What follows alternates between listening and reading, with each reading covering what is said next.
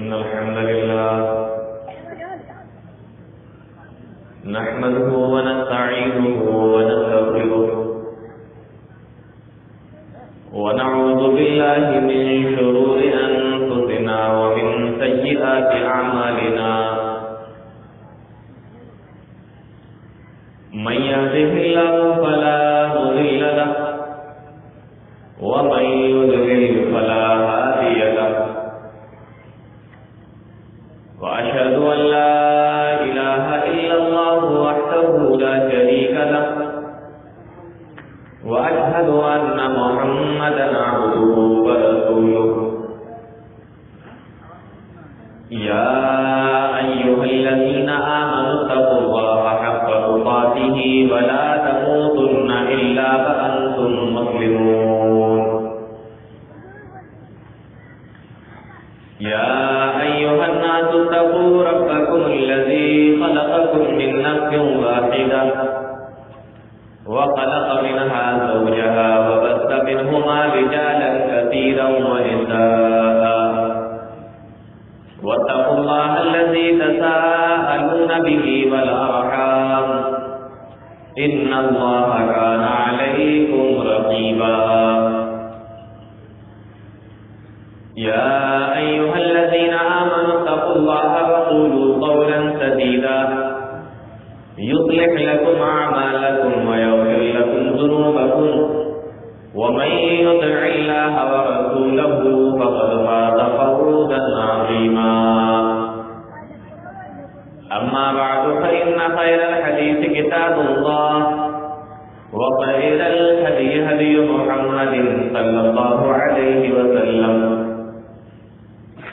وشر الأمور محدثاتها وكل محدثة بدعة وكل بدعة ضلالة وكل ضلالة في النار. أعوذ بالله السميع العليم من الشيطان الرجيم. بسم الله الرحمن الرحيم. وقرن في بيوتكن ولا تبرجن تبرج الجاهلية الأولى وأقمنا الصلاة وآتينا الزكاة وأطعنا الله ورسوله. جناب صدر محترم، اسٹیج پر تشریف فرما معزز علماء کرام، محترم سامعین، پردہ نشین خواتین،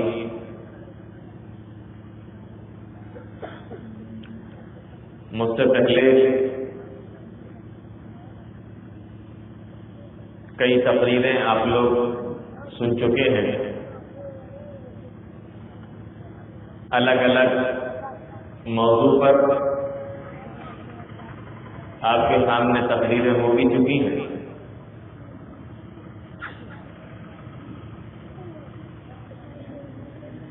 آج میں جس موضوع کے تحت آپ لوگوں کے سامنے کچھ باتیں رکھنا چاہتا ہوں،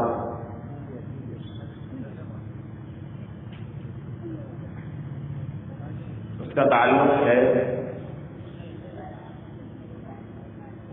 پردے سے.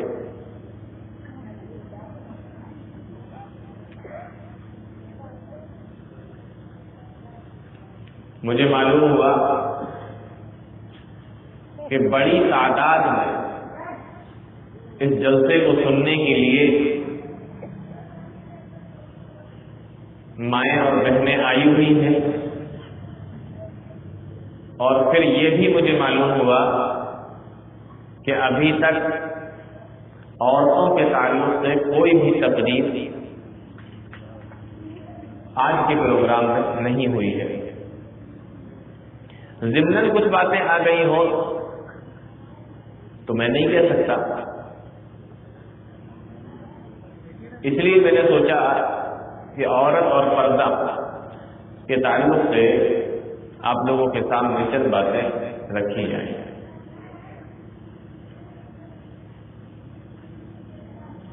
اسلام نے عورت کو جو پردے کا حکم دیا ہے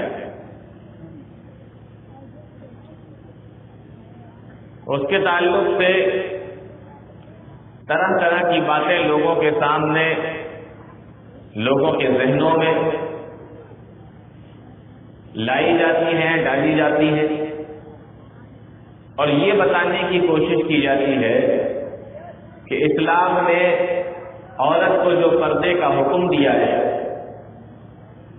وہ عورت کے لیے ایک بوجھ ہے، ایک قید ہے، اور اسلام نے عورت کی آزادی کو چھین لیا ہے۔ یہ سکے کا ایک رخ ہے، ایک پہلو ہے۔ اگر آپ دوسرا رخ دیکھیں گے، دوسرا پہلو دیکھیں گے، تو آپ کو معلوم ہوگا کہ حقیقت بالکل اس کے اپوزٹ ہے، الگ ہے۔ اسلام نے عورت کو جو پردے کا حکم دیا اس میں عورت کی عزت بھی ہے، عورت کی حفاظت بھی ہے، اور اس کی کامیابی اور کامرانی بھی ہے۔ جن لوگوں کے دعوے یہ ہیں کہ پردے کا حکم دے کر اسلام نے عورت کی آزادی کو چھین لیا، اگر آپ ان کے یہاں ماحول دیکھیں گے اور وہاں کے لوگوں کو دیکھیں گے، جو لوگ آزادی کی چھیننے کی بات کرتے ہیں، سب سے زیادہ ظلم انہی کے ملکوں میں عورتوں کے اوپر کیا جاتا ہے، اور سب سے زیادہ کرائم اور سب سے زیادہ کیس عورتوں کے تعلق سے انہی کے ملکوں میں ہوتے ہیں۔ آج کے زمانے میں دیکھیے، نبی کریم صلی اللہ علیہ وسلم جب اس دنیا میں تشریف لائے، اس زمانے میں دیکھیے، آپ کی آمد سے پہلے کے حالات دیکھیے، پوری دنیا کے اندر عورتوں کو کوئی عزت نہیں دی جاتی، چاہے وہ روم ہو، ایران ہو، چین ہو، دنیا کا کوئی بھی اپنے آپ کو مہذب ملک کا دعویٰ کرنے والا کوئی بھی ملک، اسلام نے عورت کو عزت سے نوازا، اسلام نے عورت کو جینے کا حق دیا۔ اسلام کے آنے سے پہلے عورتوں کو جینے کا بھی حق نہیں تھا۔ اسلام نے آ کر بتایا کہ عورت کا کیا مقام اور کیا مرتبہ ہے۔ اللہ رب العالمین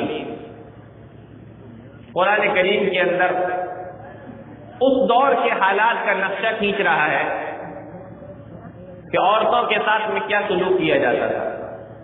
اللہ رب العالمین فرماتا ہے، وَإِذَا بُشِّرَ أَحَدُهُم بِالْأُنثَىٰ ظَلَّ وَجْهُهُ مُسْوَدًّا وَهُوَ كَظِيمٌ۔ نبی کریم صلی اللہ علیہ وسلم کے آنے سے پہلے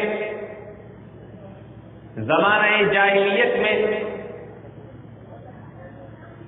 اگر کسی کے یہاں بیٹی پیدا ہو جاتی، اگر کسی کے یہاں بیٹی کا جنم ہوتا، اگر کسی کی یہاں بیٹی پیدا ہو جاتی اور اس کے باپ کو، یعنی اس بیٹی کے باپ کو یہ بتایا جاتا کہ تمہارے گھر کے اندر بیٹی پیدا ہوئی ہے، لڑکی کی پیدائش ہوئی ہے، وَإِذَا بُشِّرَ أَحَدُهُم بِالْأُنثَىٰ، جب اس کو بیٹی کی پیدائش کی خوشخبری دی جاتی،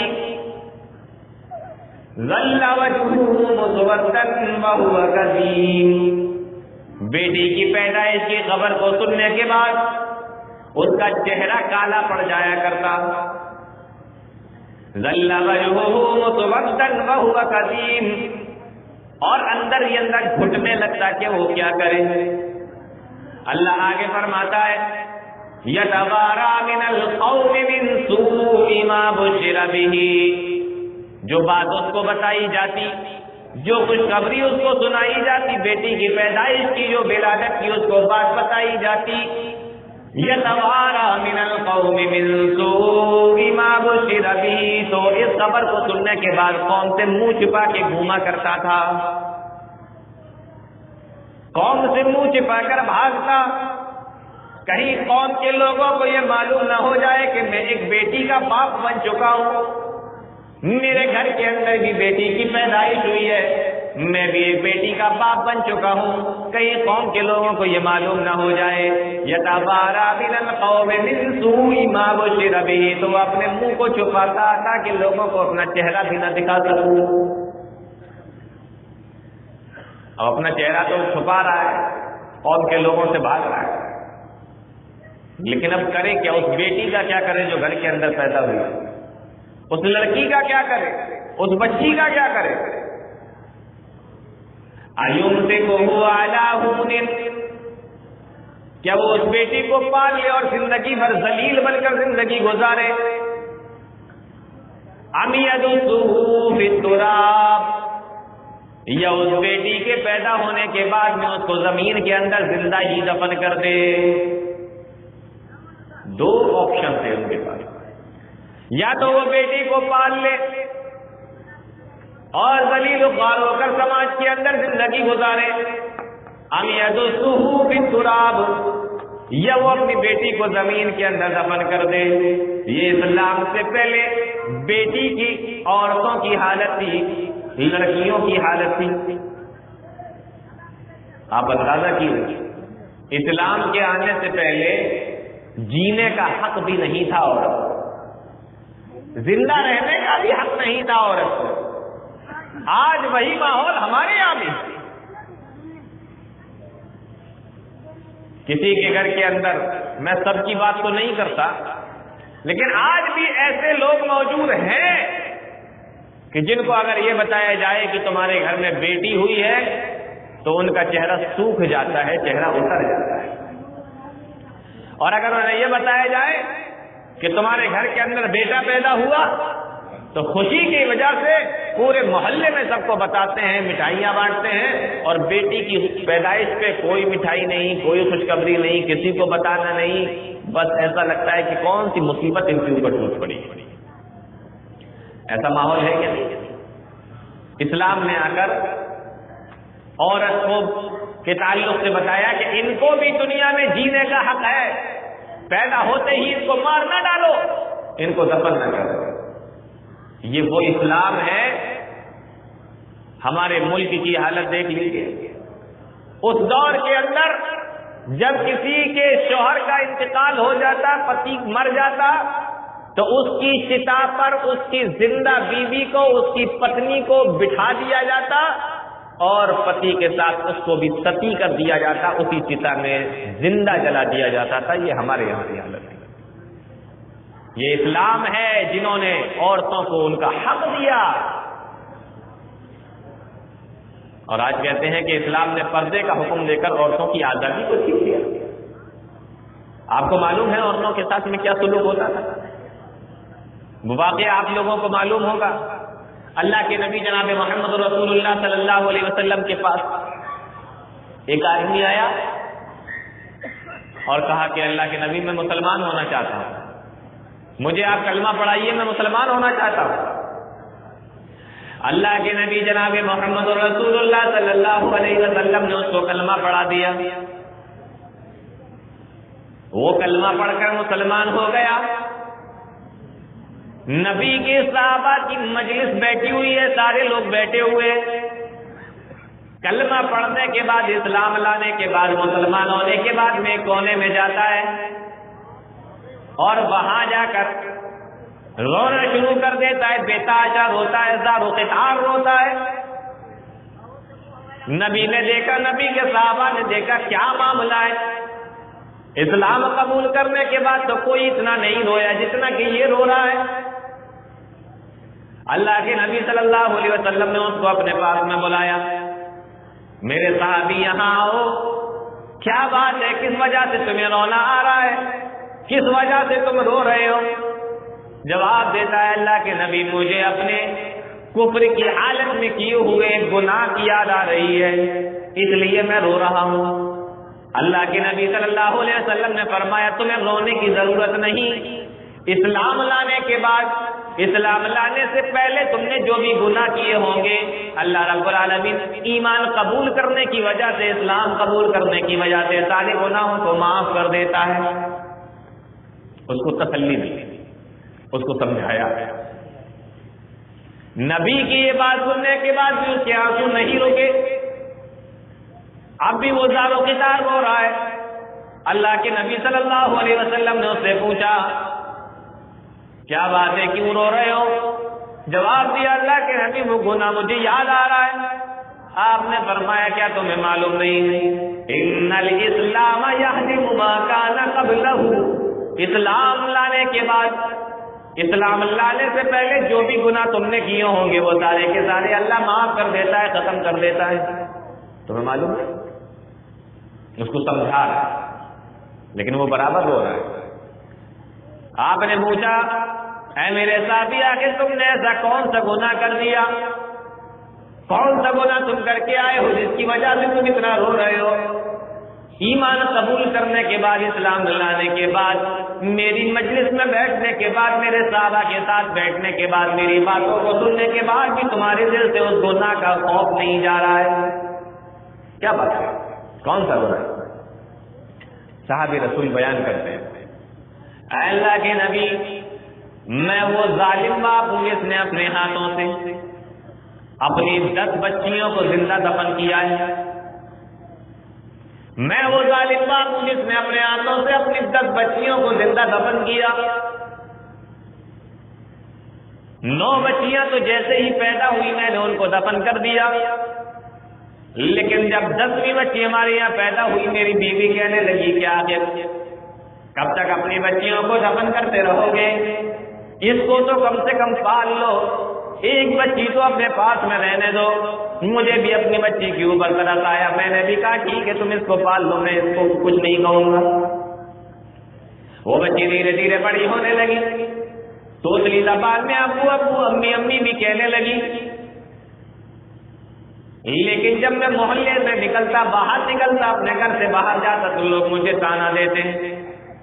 گھر میں بیٹی کی محبت کو دیکھتا اور باہر لوگوں کے تانوں کو دیکھتا، میری سمجھ میں نہیں آ رہا تھا میں بیٹی کے ساتھ میں کیا کروں، اس کو پالتا رہوں اب یدسہ فی التراب، یا اس کو بھی زمین کے اندر دفن کر دوں، ایمسکہ علی ہون، یا اسی طریقے سے لوگوں کے تانے سن سن کر میں زندگی گزارتا رہوں، اس کو پالتا رہوں۔ ایک دن حد ہو گئی، اللہ کے نبی صلی اللہ علیہ وسلم میں نے اپنی بیوی سے کہا اس کو تیار کر دیں، بیوی نے اس کو تیار کر دیا۔ میں نے کدال بھی ہاتھ میں لے لی، پھاوڑا بھی ہاتھ میں لے لیا، اور مٹی کھودنے کے سامان میں اپنے ساتھ میں لے کر چلا۔ اپنی چھوٹی سی بچی کو جو ننھی زبان سے، توتلی زبان سے ابو ابو امی امی کہنا بھی سیکھ گئی تھی، اپنے چھوٹے چھوٹے ننھے قدموں سے میرے ساتھ میں چلی، میری انگلی پکڑ کے جا رہی تھی۔ اسے نہیں معلوم میں اس کو کہاں پہ لے کے جا رہا تھا، اور جب میں اس کو جنگل میں لے کر گیا، میں نے مٹی کو کھودنا شروع کیا، میں نے گڈھے کو کھودنا شروع کیا، میرے پاس میں میری بچی بیٹھی ہوئی تھی۔ جب مٹی میرے کپڑوں کے اوپر آتی تو وہ اپنے ننھے ہاتھوں سے میرے کپڑوں کو صاف کرتی جاتی تھی اور کہتی تھی ابو آپ کے کپڑے گندے ہو رہے ہیں۔ وہ میرے کپڑوں کو صاف کرتی جاتی، میرے چہرے سے بھی مٹی کو ہٹاتی جاتی۔ جب میں نے گڈھا پورا تیار کر لیا اور اس کے بعد میں نے اٹھا کر اپنی اس بچی کو دفن کر دیا، اسی کے اندر پھینک دیا۔ میری بچی میری آنکھوں کے سامنے ابو ابو کہتی رہی اور مجھے ذرا سا بھی اس کے اوپر رحم نہیں آیا، اور میں اس کو گڈھے کے اندر دفن کر کے، اس قبر کے اندر دفن کر کے زندہ ہی چلا آیا۔ بہت دور تک میرے بچی کی آواز میرے کانوں سے ٹکراتی رہی، لیکن اللہ کے نبی مجھے کوئی رحم نہیں آیا۔ تھوڑی دور پر گیا، سوچنے لگا کہ بچی تو میری ہے، لوگ تانا دیں تو دیتے رہے۔ میں دوڑا اسی بچی کے قبر کے پاس، اس گڈھے کے پاس میں آیا۔ میں نے سوچا لاؤ اس کو جلدی سے نکال لیتے ہیں۔ گڈھا کھودا، زمین کھودی، اور جب تک میں نے زمین کو کھودا، گڈھے کو کھودا، اللہ کے نبی میری اس 10ویں بچی کا بھی انتقال ہو چکا تھا، وہ 10ویں بچی مر چکی تھی۔ یہ گناہ مجھے یاد آیا، یہ حالات تھے اس وقت کے آج پوچھو ان لوگوں سے، یہ اسلام ہے جس نے یہ بتایا کہ عورتوں کو بھی دنیا کے اندر جینے کا حق ہے، اور کس طریقے کے حالات تھے اسلام آنے سے پہلے؟ باپ کا انتقال ہو جاتا، بیٹا ماں سے شادی کر لیا کرتا تھا، باپ کا انتقال ہو جاتا، بیٹا ماں سے شادی کر لیا کرتا تھا۔ یہ اسلام ہے جس نے آ کے بتایا لا تنکحوا آباؤکم من النساء، او دنیا کے لوگوں، تم اپنے باپ کی بیویوں سے، اپنے باپ کی بیویوں سے یعنی اپنی ماں سے نکاح نہ کیا کرو، تمہارے لیے جائز نہیں، تمہارے لیے حرام ہے۔ اپنے باپ کی بیویوں سے شادی کرو، اپنے باپ کی بیویوں سے نکاح کرو، تمہارے لیے جائز نہیں۔ کوئی حیثیت تھی عورت؟ کوئی سماجی حیثیت نہیں۔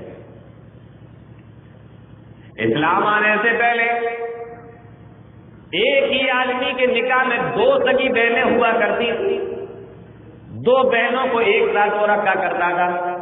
اسلام نے آ کر بتایا وَأَن تَجْمَعُوا بَيْنَ الْأُخْتَيْنِ حُرِّمَتْ عَلَيْكُمْ أُمَّهَاتُكُمْ وَبَنَاتُكُمْ، اور اللہ نے آخر میں فرمایا وَأَن تَجْمَعُوا بَيْنَ الْأُخْتَيْنِ، جس طریقے سے تمہاری ماں تمہارے اوپر حرام، تمہاری بیٹیاں تمہارے اوپر حرام، تمہاری بہنیں تمہارے اوپر حرام، تمہاری خالہ اور تمہاری پھوپھیاں تمہارے اوپر حرام ہیں، اسی طریقے سے 2 بہنوں کو ایک ساتھ نکاح میں رکھنا یہ بھی تمہارے اوپر حرام ہے۔ ایک ساتھ 2 بہنیں، 3 بہنیں، 4 بہنوں سے ایک ساتھ ایک آدمی نکاح کر لیتا۔ کیا پوزیشن تھی اسلام آنے سے پہلے عورتوں کی؟ آج اسلام نے جینے کا طریقہ بتایا، عورتوں کی حفاظت، ان کی عزت بتائی، اور کس طریقے سے بتائی آپ غور کیجیے۔ یہودیوں کی یہاں، عیسائیوں میں عورت جب مہینے سے ہوتی، ماہواری کا ٹائم ہوتا، حیض سے ہوتی، بستر الگ کر دیا جاتا، کھانا الگ کر دیا جاتا، پینا الگ کر دیا جاتا، کمرہ الگ کر دیا جاتا، تمام چیزوں کو الگ کر دیا جاتا۔ شوہر اس سے بولتا نہیں، کوئی گھر میں اس سے بولتا نہیں۔ جانوروں سے زیادہ بری زندگی عورتیں گزار رہی تھیں۔ اللہ کے نبی صلی اللہ علیہ وسلم نے بتایا کہ عورتوں کے ساتھ کیسے رہنا ہے۔ حضرت عائشہ صدیقہ رضی اللہ تعالیٰ عنہ بیان فرماتی ہیں جب میں حالت حیض سے ہوتی، ماہواری کا ٹائم ہوتا، میں مہینے سے ہوتی، حضرت عائشہ صدیقہ رضی اللہ تعالیٰ عنہ بیان فرماتی ہے میں برتن میں جس جگہ سے منہ لگا کر پانی پیا کرتی تھی، پیالے میں جس جگہ سے منہ لگا کر پانی پیا کرتی تھی، اللہ کے نبی جناب محمد رسول اللہ صلی اللہ علیہ وسلم بھی اسی جگہ سے منہ لگا کر پانی پیا کرتے تھے۔ یہ عزت دی ہے عورتوں کو اسلام۔ میں جس جگہ سے منہ لگا کے کھانا کھاتی، اللہ کے نبی جناب محمد رسول اللہ صلی اللہ علیہ وسلم ہڈی کو یا بوٹی کو پلٹ پلٹ کر ایسے دیکھتے کہ میری بیوی عائشہ نے کس جگہ سے منہ لگا کے کھانا کھایا، اللہ کے نبی صلی اللہ علیہ وسلم بھی اسی جگہ سے منہ لگا کے کھانا کھایا کرتے تھے۔ اسلام نے عورتوں کی عزت کرنے کا طریقہ بتایا، یہ ہمارے نبی جناب محمد رسول اللہ صلی اللہ علیہ وسلم نے عورتوں کی عزت کرنے کا طریقہ بتایا۔ یہ دیا ہے اسلام نے عورتوں کو۔ آج کہتے ہیں عورتوں کو کیا دیا اسلام نے؟ عورتوں کو حق دیا اسلام نے۔ اور کسی کی ماں ہوگی، بہن ہوگی، بیٹی ہوگی، بیوی ہوگی، عورت کے یہ اصل 4 روپ ہوتے ہیں۔ اس کے بعد میں اگر اس کی بیٹی ہوئی، پھر اس کی بیٹی ہوئی تو وہ نانی بن گئی، اس طریقے سے پھر رشتے بڑھتے جاتے ہیں، لیکن اصل میں یہی 4 ہوتے ہیں: ماں، بہن، بیٹی اور بیوی۔ اگر عورت ماں ہے تو اسلام نے کیا بتایا؟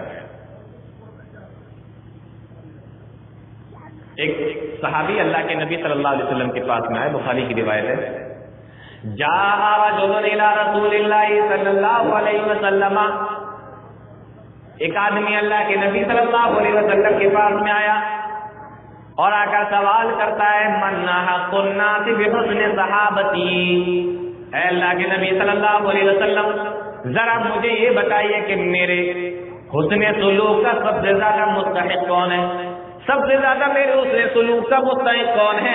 میں کس کے ساتھ میں سب سے اچھا سلوک کروں, میں کس کے ساتھ میں سب سے اچھے طریقے سے پیش آؤں, میں نیک سلوک اس نے سلوک کس کے ساتھ میں کروں. تو اللہ کے نبی صلی اللہ علیہ وسلم نے فرمایا امو کا تم اپنی ماں کے ساتھ میں بڑا نیک سلوک کیا کرو, حسن سلوک سے پیش آیا کرو. کس کا نام بتایا؟ ماں کا نام بتایا. قال امو کا اپنی ماں کے ساتھ. وہ صحابی دوبارہ سے سوال کرتے ہیں ثم من, ان کے بعد اللہ کے نبی میں کس کے ساتھ میں پیش آؤں, حسن سلوک کس کے ساتھ میں کروں؟ اللہ کے نبی جناب محمد رسول اللہ صلی اللہ علیہ وسلم جواب دیتے ہیں ثم امو کا. آپ نے دوبارہ سے بھی وہی فرمایا کہ تم اپنی ماں کے ساتھ. اب وہ صحابی رسول جو تھے سوال کرتے ہیں اللہ کے نبی جناب محمد رسول اللہ صلی اللہ علیہ وسلم سے, اے اللہ کے نبی میں نے آپ سے پوچھا کس کے ساتھ میں اس نے سلوک سے پیش آؤں, آپ نے فرمایا اپنی ماں کے ساتھ. میں نے دوبارہ سے پوچھا, آپ نے فرمایا اپنی ماں کے ساتھ. اے اللہ کے نبی مجھے یہ معلوم ہو گیا کہ میں اپنی ماں کے ساتھ اس نے سلوک سے پیش آؤں, میں اپنی ماں کے ساتھ نیک سلوک کروں, میں اپنی ماں کے ساتھ میں اچھا برتاؤ اور اچھا طریقہ رکھوں. اے اللہ کے نبی لیکن اب مجھے تیسری بار میں یہ بتا دیجیے کہ میں کس کے ساتھ میں اس نے سلوک سے پیش آؤں, میرے حسن سلوک کا سب سے زیادہ مستحق کون ہے؟ تو پیارے نبی جناب محمد رسول اللہ صلی اللہ علیہ وسلم نے تیسری مرتبہ میں بھی یہی فرمایا امو کا تیری ماں. 3 مرتبہ اللہ کے نبی صلی اللہ علیہ وسلم نے کہا اپنی ماں کے ساتھ اچھے طریقے سے پیش آؤ. یہ ہے اسلام کا طریقہ.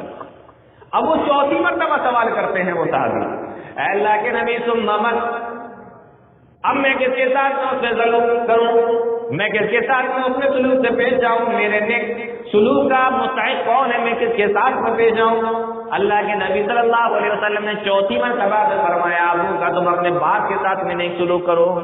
غور کرنے کی بات ہے, ماں کو 3 مرتبہ اللہ کے نبی صلی اللہ علیہ وسلم نے مقام دیا, عزت دی, اور 4تھی مرتبہ میں اللہ کے نبی صلی اللہ علیہ وسلم نے والد کا نام بتایا. یہ ہے عورت کا اسلام کے اندر مقام اور مرتبہ.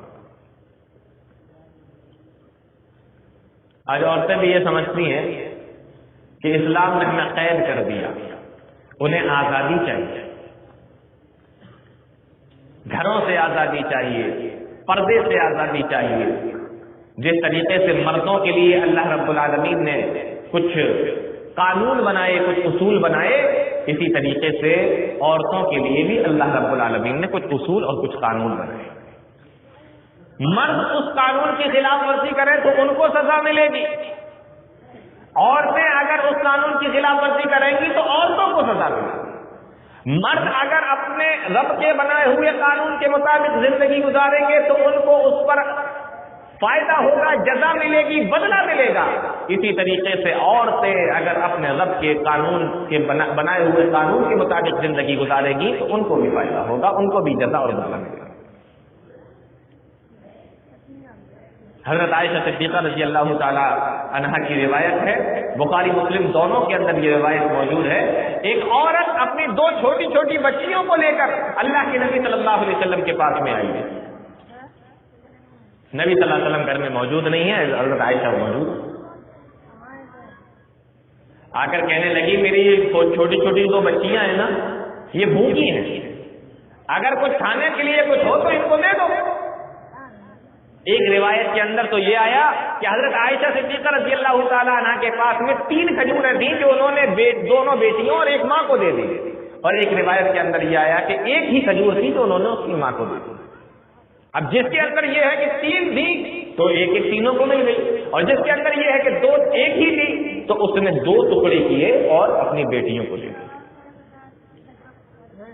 حضرت عائشہ صدیقہ رضی اللہ تعالیٰ عنہ دیکھ رہی ہے کہ ان دونوں لڑکیوں نے اپنی اپنی کھجور کو جلدی سے کھا لیا, اور ماں کے پاس میں جو کھجور تھی ابھی ماں نے اس کھجور کو کھایا نہیں تھا. یہ دونوں بیٹیاں ماں سے بھی وہ کھجور مانگنے لگی. اس عورت نے اس کھجور کو جو اس کے حصے میں آئی تھی اس کے 2 ٹکڑے کر دیے, اور آدھی کھجور اپنی ایک چھوٹی سی بیٹی اور دوسری آدھی کھجور اپنی چھوٹی سی بیٹی کو دے دی. دونوں اپنی بچیوں کو آدھی آدھی کھجور بانٹ دی. حضرت عائشہ فرماتی ہے اللہ کے نبی صلی اللہ علیہ وسلم جب گھر کے اندر آیا آپ کو پورا واقعہ بتایا اور کہا کہ مجھے بڑی حیرت ہوئی اس ماں کے اوپر جس نے اپنی کھجوروں کو بانٹ دیا۔ اللہ کے نبی صلی اللہ علیہ وسلم نے ارشاد فرمایا، اے عائشہ، اپنی بچیوں کو پالنے کی وجہ سے اس ماں کو تکلیف ہو رہی ہے، اپنی بچیوں کو پالنے میں اس ماں کو مشقت اٹھانی پڑ رہی ہے۔ اگر کسی کو بھی اپنی بچیوں کے پالنے میں کسی ماں کو یا کسی باپ کو اس طریقے سے پریشانی اٹھانا پڑے، تکلیف اٹھانا پڑے، اللہ کے نبی صلی اللہ علیہ وسلم نے ارشاد فرمایا، من ابتلی بهذه البنات بشيء فاحسن اليهن كن له سترا من النار، اگر وہ ان پریشانیوں کو اٹھانے کے باوجود بھی اپنی بچیوں کو اچھے طریقے سے پرورش کرے، پڑھائی لکھائی تعلیم دے، اللہ کے نبی فرماتے ہیں كن له سترا من النار، تو وہ بچیاں، وہ لڑکیاں جہنم سے آڑ اور پردہ اس کے لیے بن جائیں گی۔ مردوں کے لیے تو نہیں فرمایا، بچیوں کے لیے اللہ کے نبی صلی اللہ علیہ وسلم فرما رہے ہیں، لڑکیوں کے لیے آپ فرما رہے ہیں۔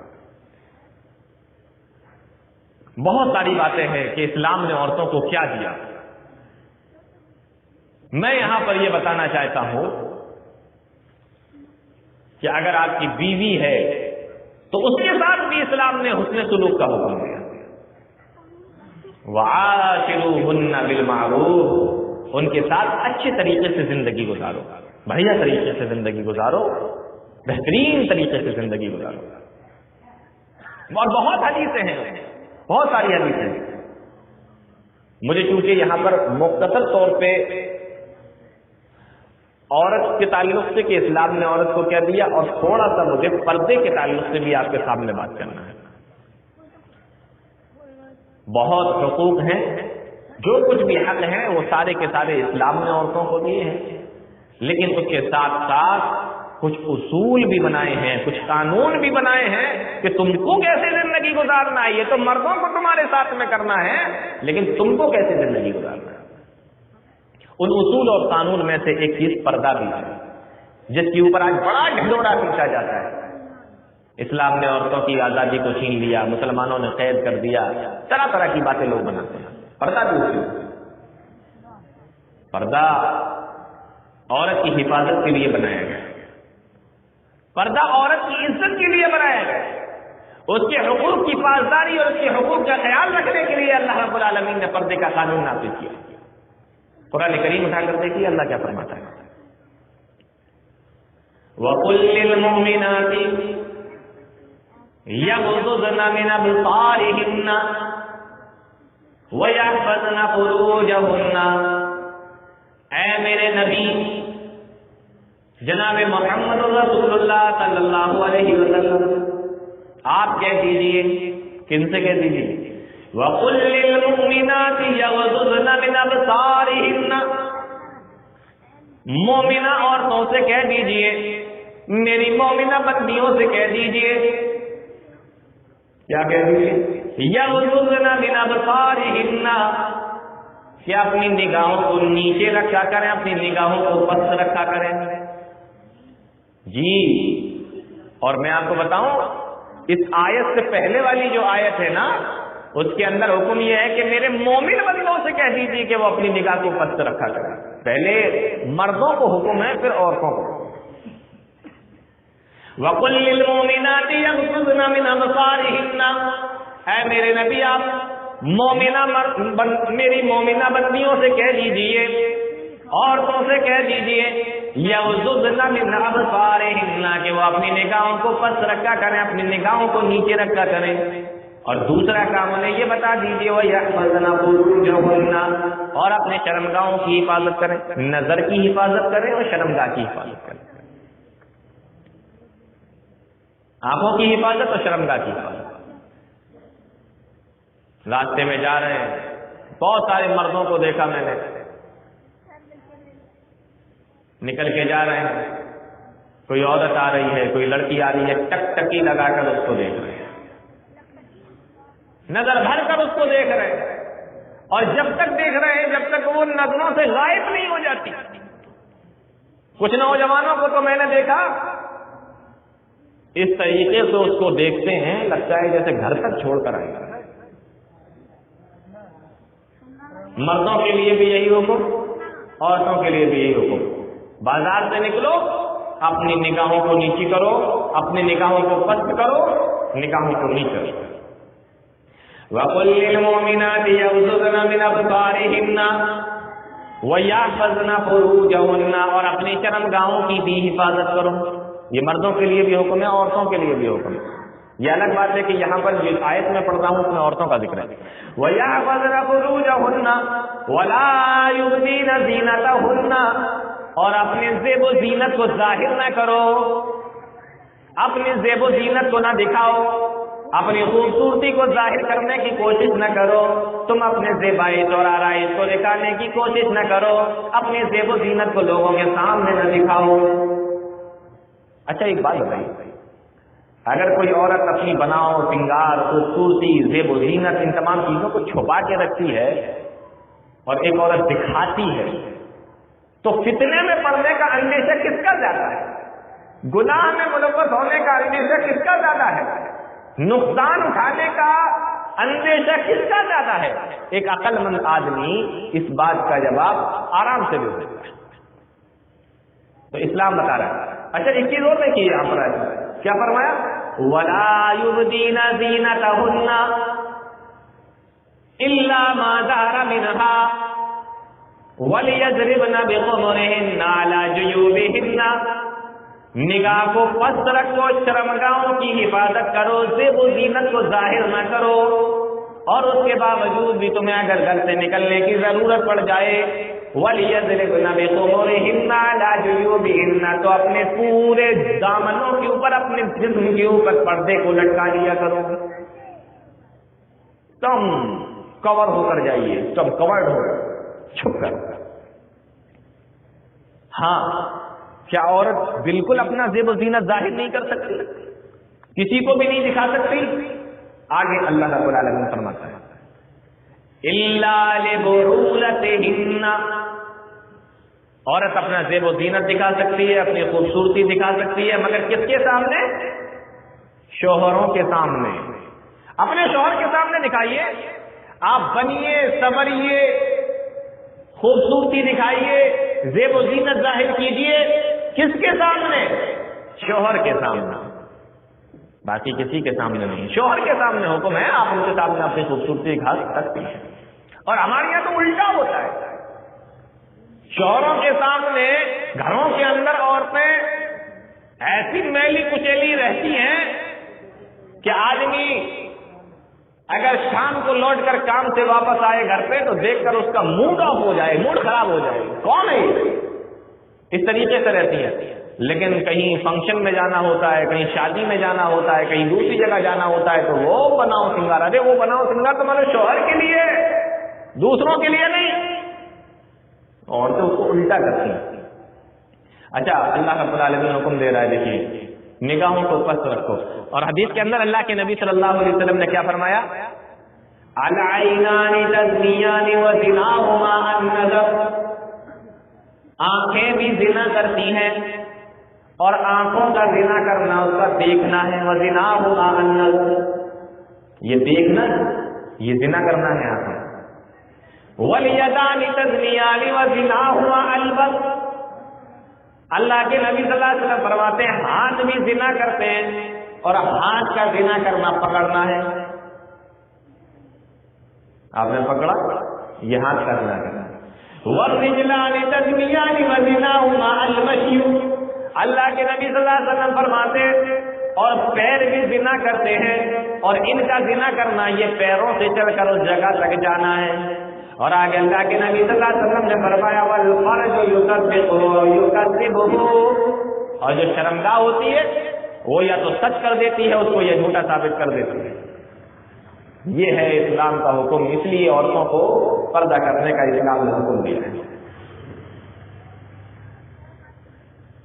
اور اسلام نے عورتوں کو اس طریقے سے پردہ کرنے کا حکم دیا، اللہ رب العالمین نے ایک جگہ ارشاد فرمایا اسی آیت کے اندر جس کو میں نے پڑھا ہے، فرمایا اگر کبھی تمہیں گھر سے باہر نکلنے کی ضرورت بھی پڑ جائے، اگر کبھی تمہیں گھر سے باہر نکلنے کی ضرورت پڑ جائے، نگاہ کو پست رکھو اور پورے طریقے سے کورڈ ہو کر کپڑا اوڑھ کر اچھے طریقے سے جاؤ، زیب و زینت کو ظاہر نہ کرو.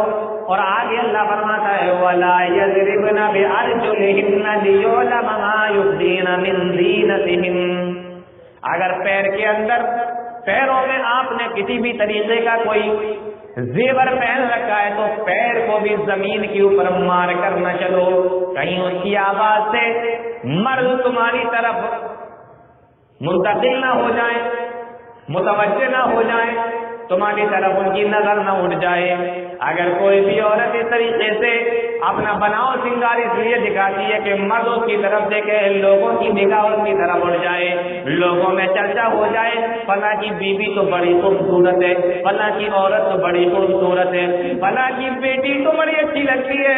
اللہ کے نبی صلی اللہ علیہ وسلم نے ارشاد فرمایا اذا خرجت استشرفها الشیطان، ایسی عورت جب گھر سے باہر نکلتی ہے تو شیطان بھی اس کے ساتھ ساتھ میں جاتا ہے، پیچھے پیچھے جاتا ہے.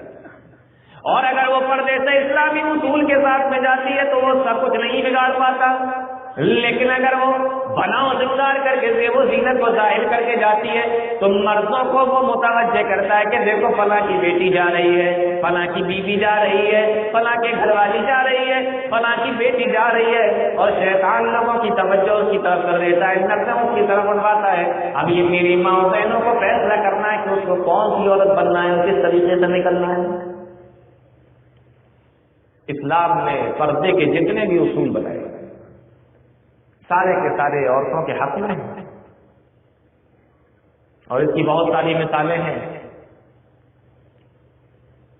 اللہ رب العالمین نے حکم دیا عورتیں اپنے گھر کے اندر بیٹھے، بلا وجہ بلا ضرورت انہیں نکلنے کی ضرورت ہے، گھر کے اندر بیٹھے. اور حکم کیا ہو رہا ہے؟ وَقَرْنَ فِي بُيُوتِكُنَّ وَلَا تَبَرَّجْنَ تَبَرُّجَ الْجَاهِلِيَّةِ الْأُولَىٰ. او عورتوں اپنے گھر کو لازم پکڑ لو، اپنے گھر کے اندر رہو، اپنے گھروں کو لازم پکڑ لو. اور جس طریقے سے زمانہ جاہلیت میں بغیر پردے کے اپنے گھروں سے عورتیں باہر نکلا کرتی تھیں، اب اسلام آ چکا ہے وَلَا تَبَرَّجْنَ تَبَرُّجَ الْجَاهِلِيَّةِ الْأُولَىٰ. اب اس طریقے سے تمہیں زیب و زینت کو ظاہر کر کے گھر سے باہر نکلنے کی اجازت نہیں. یہ ہے اسلام کا. اور اسی لیے ایک حدیث کے اندر اللہ کے نبی جناب محمد رسول اللہ صلی اللہ علیہ وسلم نے فرمایا عورت اللہ رب العالمین کی رحمت کے سب سے زیادہ قریب اس وقت ہوتی ہے وہی فی قعر بیتہا، جب وہ اپنے گھر کے اندر ہوتی ہے تو عورت سب سے زیادہ اللہ رب العالمین کی رحمت کے قریب ہوتی ہے. کبھی کبھی ایسا ہوتا ہے کہ ہم لوگوں کو کچھ کام یاد آ جاتے ہیں کہ چلو فلاں کے گھر میں بھی کچھ کام ہے، فلاں کے گھر کچھ کام ہے. اب لوگ جاتے ہیں، معلوم کرتے ہیں، پتہ کرتے ہیں. کچھ لوگ تو دروازہ کھٹکھٹایا باہر ہی سے معلوم کر لیا، کچھ لوگ ڈائریکٹ اندر گھس جاتے ہیں، سیدھے اندر گھس جاتے ہیں، کوئی پردے کا خیال نہیں رکھتے. جبکہ حکم کیا ہے؟ اذا سألتموهن متاعا فاسألوهن من وراء حجاب. اگر کسی چیز کا سوال بھی کرنا ہو، اگر کسی چیز کے بارے میں جانکاری بھی کرنا ہو تو پردے کی آڑ میں معلوم کیا کرو، پردے کی اوٹ میں معلوم کیا کرو. ڈائریکٹ گھس نہ جاؤ، پہنچ نہ جاؤ اس کے پاس، معلوم کرو تو پردہ بیچ میں. یہ ہے اسلام کا حکم پردے کا. اور آپ کو ایک بات اور بتاؤں میں، آج کل موبائل فون کا زمانہ ہے، موبائل کا دور ہے. کبھی کبھی مرد اپنا موبائل گھر میں بھول جاتا ہے اور فون پہ فون آ رہے ہیں، گھنٹی پہ گھنٹی بج رہی ہے، برابر فون کر رہے ہیں لوگ. اب وہ عورت نے اٹھا لیا، اس کی بیوی نے اٹھا لیا، اس کے گھر کی کسی عورت نے اٹھا لیا. اب فون پہ کیسے بات کرنا ہے، کس طریقے سے بات کرنا ہے، اس کا بھی حکم اسلام کے اندر ہے. یہ بھی بتا دیا فون اسلام سے تقریباً 1400 سال بعد کی پیداوار، لیکن اس کا حکم بھی دیکھیے قرآن کے اندر موجود ہے. فرمایا فَلَا تَخْضَعْنَ بِالْقَوْلِ فَيَطْمَعَ الَّذِي فِي قَلْبِهِ مَرَضٌ وَقُلْنَ قَوْلًا مَّعْرُوفًا فَلَا تَخْضَعْنَ بِالْقَوْلِ، فون کے اوپر نرم آواز میں، میٹھی آواز میں، پیاری آواز میں، نرم آواز میں گفتگو نہ کرو۔ پردے کے پیچھے سے سوال کیا جائے گا، ڈائریکٹ ان کے پاس میں نہیں، گھر کے باہر سے معلوم کیا جائے گا۔ اب اگر کوئی گھر کے باہر سے معلوم کر رہا ہے یا فون پہ معلوم کر رہا ہے اور مرد یا شوہر گھر کے اندر موجود نہیں ہے، تو اب عورتوں کے لیے کیا حکم ہے؟ اسلام نے اس کا بھی مسئلہ حل کر دیا۔ فَلَا تَخْضَعْنَ بِالْقَوْلِ فَيَطْمَعَ الَّذِي فِي قَلْبِهِ مَرَضٌ، نرم آواز میں، نرم لہجے میں، میٹھی آواز میں، پیاری آواز میں ان سے گفتگو نہ کرو۔ اگر تم ایسا کرو گے تو ہو سکتا ہے کہ کوئی دل کا مریض ہو، تمہاری نرم گفتگو کو دیکھ کر تمہارے لیے عجیب خیالات، الگ ہی خیالات تمہارے لیے تم اپنے دل کے اندر پیدا کرو۔ ہوتے ہیں نا، دل کے مریض بھی ہوتے ہیں، میٹھی سی، سہانی سی، پیاری سی آواز سنی، دل کے اندر پتہ نہیں کون کون سے خیالات آنے لگے۔ ایسی بات نہیں کرنا ہے۔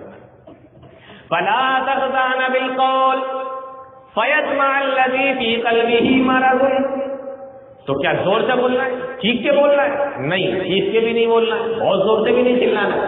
وَقُلْنَ قَوْلًا مَّعْرُوفًا، اللہ نے فرمایا کہ اتنی میٹھی آواز میں بھی نہ بولو کہ آدمی دل کا مریض ہو جائے، بلکہ ان سے اس طریقے سے بات کرو کہ بات بھی آپ کی ہو جائے اور جو دل کے کمزور لوگ ہیں وہ اس مرض کے اندر مبتلا بھی نہ ہو جائیں۔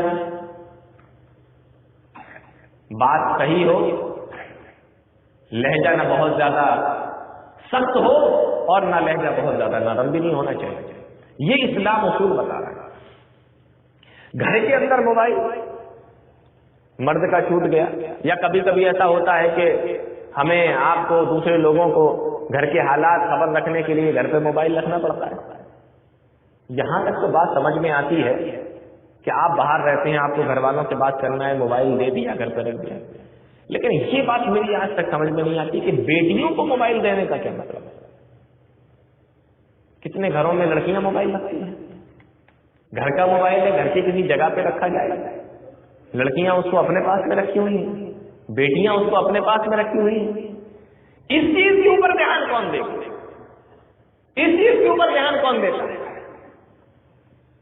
باپ نے بیٹی کو موبائل دلوایا اور وہ بیٹی باپ کے دلوائے ہوئے موبائل سے لڑکوں سے بات کر رہی ہے، اپنے بوائے فرینڈ سے بات کر رہی ہے، کالج کے دوستوں سے بات کر رہی ہے۔ دوستو، اسلامی ماحول یہ نہیں ہے، اسلامی معاشرہ یہ نہیں ہے۔ میں بہت سخت لہجے میں آپ سے یہ بات نہیں کرنا چاہ رہا ہوں کیونکہ الفاظ تو میرے پاس اس سے بھی زیادہ سخت ہے، لیکن ہمارے لیے سوچنے کی اور غور و فکر کرنے کی ضرورت ہے۔ اللہ کے نبی صلی اللہ علیہ وسلم کے زمانے میں چند باتیں آپ کو بتا رہا ہوں، وقت بہت زیادہ ہو رہا ہے۔ نبی کریم صلی اللہ علیہ وسلم کے زمانے میں نبی کی جو صحابیات تھی کتنا پردے کا خیال رکھا کرتی تھی۔ ایک مرتبہ اللہ کے نبی جناب محمد رسول اللہ صلی اللہ علیہ وسلم نے فرمایا، بخاری کی روایت ہے، اللہ کے نبی صلی اللہ علیہ وسلم نے فرمایا لم ينظر اللہ یوم القیامت، اللہ رب العالمین کل قیامت کے دن ایسے آدمی کی طرف نظر رحمت سے نہیں دیکھے گا من جر ثوبہ قیانا، جو اپنے دامن کو، اپنے پاجامے کو، اپنی شلوار کو ٹخنوں سے نیچے لٹکائے گا، اللہ رب العالمین اس کو نظر رحمت سے نہیں دیکھے گا۔ ام سلمہ رضی اللہ تعالی عنہ نے اللہ کے نبی جناب محمد رسول اللہ صلی اللہ علیہ وسلم سے سوال کیا، اے اللہ کے نبی، آپ یہ فرما رہے ہیں کہ شلوار اگر ٹخنے سے نیچے لٹکی ہوئی ہو تو اللہ رب العالمین کل قیامت کے دن اس کو نظر رحمت سے نہیں دیکھے گا۔ اے اللہ کے نبی، ہم عورتوں کی شلوار تو ٹخنے سے نیچے ہوتی ہے، تو کیا کل قیامت کے دن اللہ رب العالمین ہمارے اوپر بھی نظر رحمت سے نہیں دیکھے گا؟ ہم بھی اپنی شلوار اوپر کریں گے؟ ہماری تو نیچے ہوتی ہے. اللہ کے نبی صلی اللہ علیہ وسلم نے فرمایا عورتوں کو یہ حکم نہیں ہے, یہ مردوں کو حکم ہے, عورتوں کو یہ حکم نہیں دیا جا رہا ہے, عورتوں کے لیے یہ حکم نہیں, عورتوں کو یہ حکم نہیں دیا جا رہا ہے تم اپنی تلوار لٹکا لیا کرو, تم اپنی تلوار ٹخنوں سے نیچے لٹکا لیا کرو. ام سلمہ رضی اللہ تعالیٰ عنہ نے پھر سے سوال کیا, اے اللہ کے نبی ہم اپنی تلوار کو اپنے کتنا لٹکا لیا کریں اپنے ٹخنوں سے نیچے؟ اللہ کے نبی صلی اللہ علیہ وسلم نے جواب دیا یرقین شبرا, ایک بالش سے لٹکا لیا کرو. اب مجھے یہ بتاؤ, ایک بالش کا اگر کوئی اپنی تلوار نیچے لٹکا لے تو پردہ ہو جائے گا کہ نہیں ہو جائے گا؟ پیر چھپ جائیں گے کہ نہیں چھپ جائیں گے؟ اس کے باوجود بھی ام سلمہ رضی اللہ تعالیٰ عنہ اللہ کے نبی جناب محمد رسول اللہ صلی اللہ علیہ وسلم سے کہتی ہیں اے اللہ کے نبی یہ ایک بالش تو کم ہے. تو اللہ کے نبی صلی اللہ علیہ وسلم نے جواب دیا اگر ایک بالش کم لگ رہا ہو تو پھر تم اپنی تلوار کو ایک ہاتھ لٹکا لیا کرو. یہ ہے اسلام کا حکم. اتنا خیال رکھتی تھیں عورتیں, پردے کا اتنا اہتمام کیا کرتی ہیں. اللہ کے نبی صلی اللہ علیہ وسلم صحابہ کرام کو تعلیم دیا کرتے تھے. عورتوں کو فکر لاحق ہوئی, عورتوں کو فکر لاحق ہوئی کہ سارے مسئلے تو مرد جان جائیں گے, سارے مسئلے تو مردوں کو معلوم ہو رہے ہیں.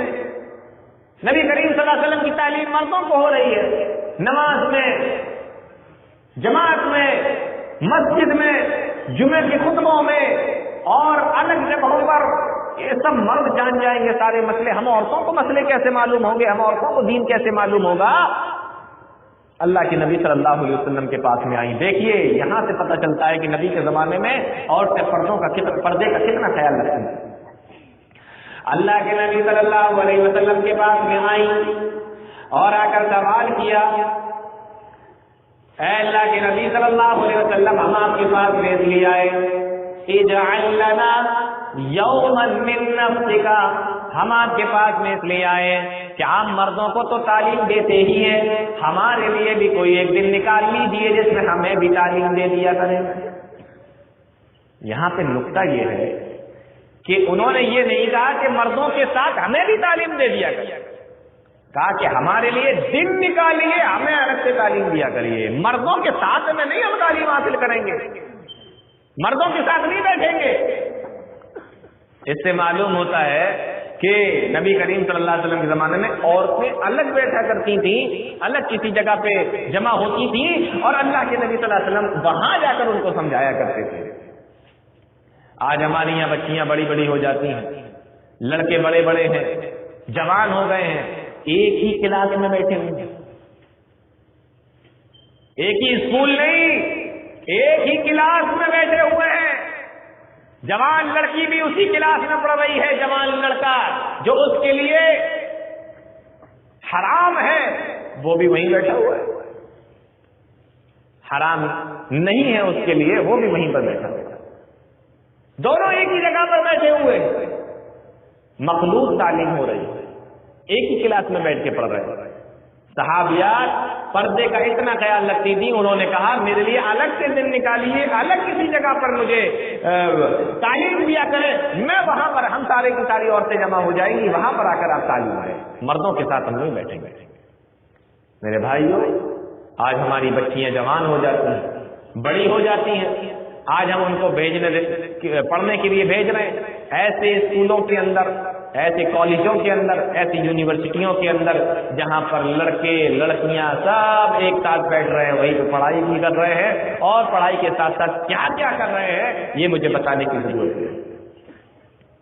بہت ساری چیزیں ہیں بتانے کے لیے, بہت ساری باتیں ہیں بتانے کے لیے, لیکن میں آپ کو کہاں تک بتاؤں. ان تمام چیزوں کو ہمیں دھیان میں رکھنا پڑے گا, غور کرنا پڑے گا. آج یہ ہماری بچیاں کہاں جا رہی ہیں, آج ہماری لڑکیاں کہاں جا رہی ہیں, یہ تمام چیزیں میرے بھائیوں یہ ذمہ داری ہے, آپ کی بھی ذمہ داری ہے, ہماری بھی ذمہ داری ہے. عورتوں کو نئے لباس, نئے کپڑے پہننے کا بڑا شوق ہے, نیا لباس انہیں بڑا پسند آتا ہے. اس پر ایک حدیث سن لیجیے، بہت پیاری حدیث، مسلم شریف کی روایت ہے۔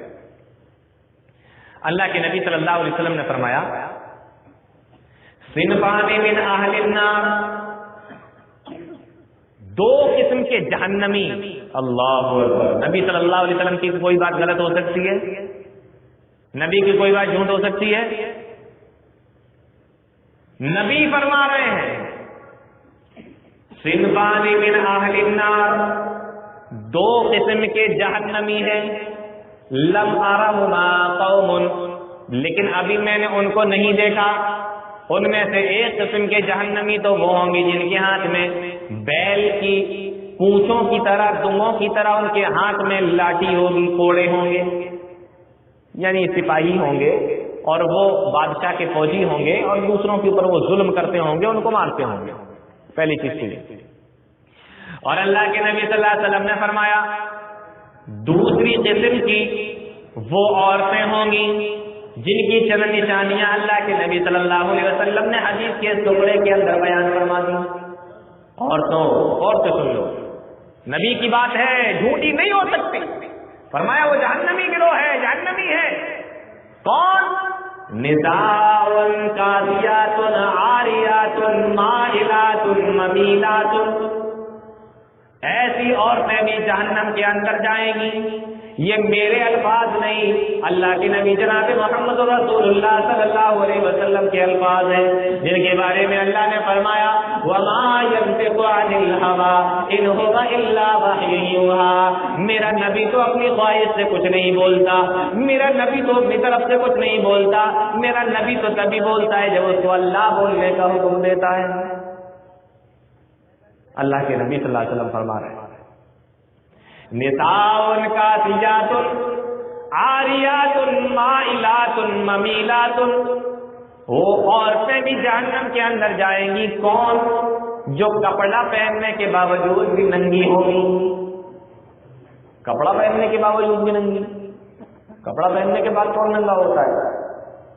فرمایا کپڑا پہننے کے باوجود بھی ننگی ہوگی، یعنی کپڑا اتنا ٹائٹ اور اتنا تنگ پہنے ہوں گی کہ کپڑا پہننے کے باوجود بھی ان کے جسم کی نشو و نما، قد و قال اور ان کے جسم کے اعضاء کی بناوٹ صاف نظر آ رہی ہوگی۔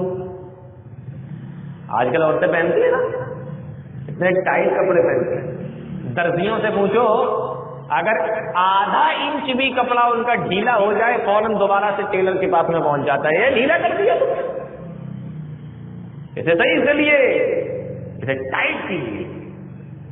نساء کاسیات عاریات، فرمایا وہ کپڑا پہننے کے باوجود بھی ننگی ہوں گی، یعنی ان کے جسم کے اعضاء بالکل دکھائی دے رہے ہوں گے، اتنا ٹائٹ کپڑا پہنے ہوئے ہوں گی۔ یہ حدیث کا یہ مطلب ہے اللہ کے نبی صلی اللہ علیہ وسلم نے فرمایا وہ اتنا باریک کپڑا پہنے ہوں گی کہ کپڑا پہننے کے باوجود بھی ان کا جسم دکھائی دے رہا ہوگا۔ اب آپ مجھے یہ بتائیے کہ ان دونوں طریقے کے کپڑے آج کل کی عورتیں پہنتی ہیں یا نہیں، پہن رہی ہیں یا نہیں؟ مہین باریک کپڑا، اندر استر بھی نہیں ہے، اوپر پردہ بھی نہیں، کچھ نہیں، اتنے مہین اتنے باریک کپڑے، اور کون لا کے دے رہا ہے؟ مسلمان باپ، مسلمان شوہر لا کے دے رہا ہے اپنی بیویوں کو، اپنی عورتوں کو۔ فرمایا وہ ایسی عورتیں مائلات ممیلات، جو مردوں کی طرف خود بھی مائل ہوں گی اور مردوں کو اپنی طرف مائل کرنے والی بھی ہوں گی۔ ایسی عورتوں کے بارے میں اللہ کے نبی صلی اللہ علیہ وسلم نے فرمایا لا يدخلن الجنۃ، ایسی عورتیں جنت کے اندر داخل نہیں ہوں گی۔ اور آگے اللہ کے نبی صلی اللہ علیہ وسلم اس حدیث کے اندر ارشاد فرماتے ہیں جنت میں داخل ہونا تو بہت بڑی بات ہے، ایسی عورت تو جنت کی خوشبو بھی نہیں پائے گی۔ وَإِنَّ بِهَا لَيُوجَدُ مِنْ مَسِيرَةِ كَذَا وَكَذَا، حالانکہ جنت کی خوشبو تو 500 سال پہلے سے ہی آ جاتی ہے، جنت 500 سال دوری پر ہو اس کی خوشبو آپ کو لگ جائے گی۔ آپ نے فرمایا ایسی عورت تو جنت کی خوشبو بھی نہیں پائے گی۔ مسلمانوں جو غور کرنے کی ضرورت ہے، آج ہماری مائیں، ہماری بہنیں، ہماری عورتیں کہاں جا رہی ہیں؟ کون سے کپڑے پہن رہی ہیں، کیسے کپڑے پہن رہی ہیں؟ اور ہاں، آپ خوش فہمی میں مبتلا نہ رہیے، آپ کے تعلق سے بھی ایک حدیث ہے اللہ کے نبی صلی اللہ علیہ وسلم نے ارشاد فرمایا کہ جو مرد اپنے آپ کو بڑے ماڈرن سمجھتے ہیں، اپنے آپ کو بڑا ایڈوانس سمجھتے ہیں، ہم بڑے پڑھے لکھے لوگ ہیں، ہمارے گھر کی عورتیں، ہمارے گھر کے بچے بڑے ماڈرن ہیں، بڑے ایڈوانس ہیں، ہم زمانے کے ساتھ، ماحول کے ساتھ جینا سیکھ گئے. اللہ کی قسم، یہ ماحول کے ساتھ تم جینا نہیں سیکھے، تم نے یہودیوں کا، عیسائیوں کا طریقہ اپنا لیا. انہوں نے اپنی عورتوں کو ننگا کر دیا، اور یہودیوں کی عورتیں، عیسائیوں کی عورتیں آپ کو سڑکوں پہ، کلبوں میں، باروں میں اور کہاں کہاں آپ کو ننگی مل جائیں گی. اب وہ یہ چاہتے ہیں کہ مسلمانوں کی بھی عورتیں اسی طریقے سے ننگے پن کے اندر شکار ہو جائیں، ننگے پن کا شکار ہو جائیں.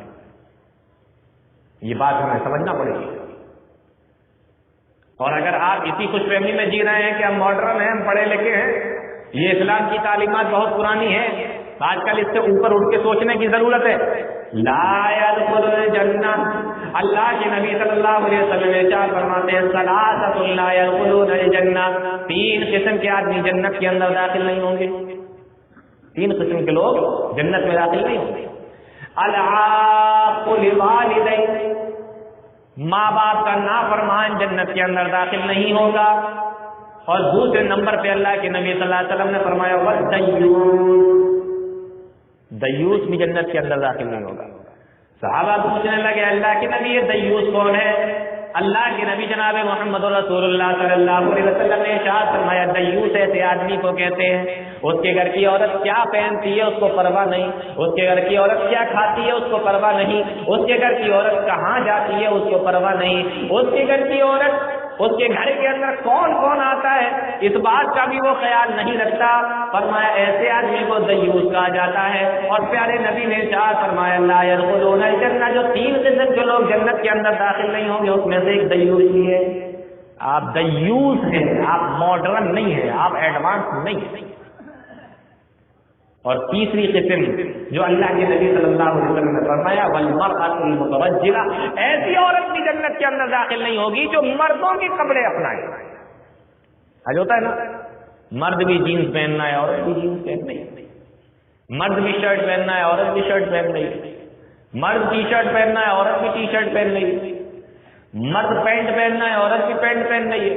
تو مردوں کے جو کپڑے اپنائے، فرمایا ایسی عورت بھی جنت کے اندر داخل نہیں ہوگی. آج تو باقاعدہ فرمائش کی جاتی ہے کہ ہمارے لیے لوور لے کر آئیے، ہمارے لیے جینس لے کر آئیے، ہم یہ نہیں پہنیں گے، وہی چاہیے.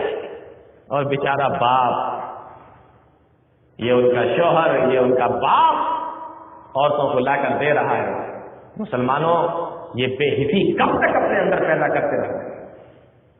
میں 1-2 باتیں آپ کو بتا کر بات کو ختم کرتا ہوں. حضرت عائشہ صدیقہ رضی اللہ تعالی عنہ، اللہ اکبر، نبی کریم صلی اللہ علیہ وسلم کی بیوی حضرت عائشہ صدیقہ رضی اللہ تعالی عنہ. ایک عورت آئی، نوجوان لڑکی ہے، حضرت عائشہ صدیقہ رضی اللہ تعالی عنہ کے پاس میں آئی. حضرت عائشہ صدیقہ کے پاس میں آ کر سلام کیا. آپ نے سلام کا جواب دیا.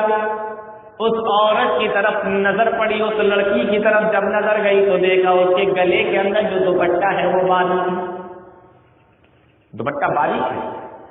آپ نے اپنا ہاتھ بڑھایا، دوپٹہ پکڑ کر کھینچا اور دوپٹے کو پھاڑ کر پھینک دیا، اور موٹا سا کپڑا منگایا، موٹا کپڑا منگا کر، موٹا دوپٹہ منگا کر اس کو دے دیا، کہا کہ اس کو اوڑھو، اور فرمایا کہ بیٹی سورہ نور کو پڑھا کرو، سورہ نور پڑھا کرو. سورہ نور کے اندر بے حیا اور بے حیائی کے ساتھ میں رہنے والے لوگوں کے ساتھ اللہ کیا سلوک کرے گا اور ان کی کیا سزا ہے، یہ سورہ نور کے اندر بیان کیا گیا. ہماری مائیں بہنیں کبھی پڑھتی ہیں سورہ نور؟ کبھی پڑھا؟ پڑھ کر دیکھیے. سورہ نور کو پڑھیے، اس کا ترجمہ پڑھیے، تب آپ کو معلوم ہوگا. اللہ کے نبی صلی اللہ علیہ وسلم کی ایک بیوی ہے جن کا نام حضرت سودا رضی اللہ تعالیٰ عنہ ہے. کسی نے ایک مرتبہ ان سے پوچھا، اے اماں سودا، اے ام المومنین سودا بنت زماں، آپ اپنے گھر سے باہر کیوں نہیں نکلتی؟ آپ گھر سے باہر کیوں نہیں آتی؟ سودا بنت زماں رضی اللہ تعالیٰ عنہ جواب دیتی ہیں کہ اللہ رب العالمین نے ایک مرتبہ حج فرض کیا ہے، وہ میں کر چکی ہوں. میں جا چکی ہوں، اور اللہ رب العالمین نے گھر میں رہنے کا بھی حکم دیا ہے، جب باہر نکلنے کا حکم دیا تھا وہ میں جا چکی، میں کر چکی، اور اللہ رب العالمین نے گھر میں رہنے کا حکم دیا ہے تو میں اس کی حکم کی پابندی کر رہی ہوں۔ مؤرخین نے لکھا ہے حضرت سودا بنت زمعہ رضی اللہ تعالیٰ عنہ کا اس کے بعد ان کے گھر سے جنازہ ہی نکلا۔ یہ تھی حضرت اس دور کی صحابیات، حضرت سودا رضی اللہ تعالیٰ عنہ اور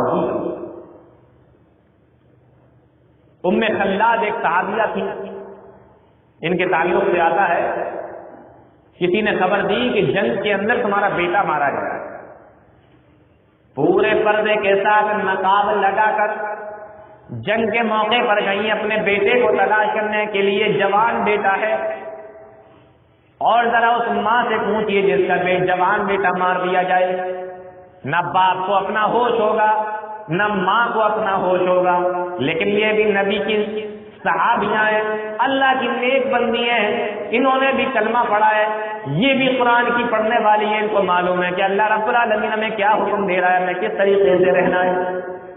ابو داؤد کی روایت ہے ام خلاد صحابیہ پردے کے ساتھ نقاب لگا کر میدان جنگ کے اندر آئیں اور اپنے بیٹے کو تلاش کرنے لگی۔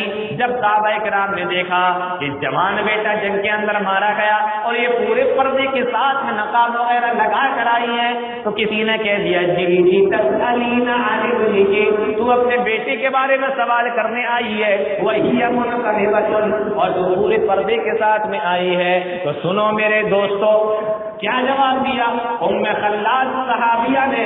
جواب دیتی ہے ان ارز ابنی لن ارز حیائی، ام خلاد صحابیہ نے جواب دیا کہ میرا بیٹا مرا ہے، میری حیا نہیں مری ہے، میری شرم نہیں مری، میری حیا نہیں مری، میرا بیٹا مرا۔ یہ صحابیات تھیں۔ ایک چیز کی طرف اور میں ذرا ذکر کر دوں، آج کل گھروں کے اندر جو شوہر ہے، شوہر کوئی اس کے ساتھ تو پردے کا کوئی معاملہ نہیں، ہن لباس لکم وانتم لباس لہن، لیکن شوہروں کے جو بھائی ہوتے ہیں جن کو دیور کہا جاتا ہے، اور چاہے ان سے بھی پردہ نہیں کرتی، دیور سے بھی پردہ نہیں، بہنوئیوں سے بھی پردہ نہیں، اور کبھی کبھی تو سننے میں یہ آیا کہ بہنوئیوں سے اگر عورت پردہ کر لے تو بہنوئی برا بن جاتا ہے، مجھ سے پردہ کر رہی تھی، تیری بیوی مجھ سے پردہ کرتی، میں تیرے گھر کیوں جاؤں؟ بھائی تم سے کیوں نہیں کرے گی پردہ؟ تم کون ہو؟ بڑا اچھا لگتا ہے سلیج کے پاس میں بیٹھ، سالے کی بیوی کے پاس میں بیٹھنا بڑا اچھا لگتا ہے، لوگ سلیج کے پاس سے آ رہے ہیں، سلیج کے پاس سے آ رہے ہیں، کیوں نہیں پردہ کرے گی آپ؟ ہاں، اور کچھ لوگ سالیوں کے پاس بھی بیٹھنا بڑا پسند کرتے ہیں، جی معاملہ دونوں طرف سے، ان کو بھی بڑا مزہ آتا ہے۔ اگر سسرال کے اندر کوئی سالی نہیں تو داماد کے چکر بھی بڑے دنوں بعد لگتے ہیں، اور سسرال کے اندر اگر دو چار سالیاں ہیں، ایک دو سالیاں ہیں، تو داماد بھی بہانے ڈھونڈتے ہیں گھر میں آنے کے لیے، سالیوں کے پاس میں بیٹھے ہوئے ہیں۔ او بے غیرت باپ اور ماں سنو، جس کے ساتھ میں تم نے اپنی بیٹی کی شادی کی ہے وہ دونوں میاں بیوی ہیں، لیکن یہ جو تمہاری اور بیٹیاں جو اس کی سالیاں ہیں، یہ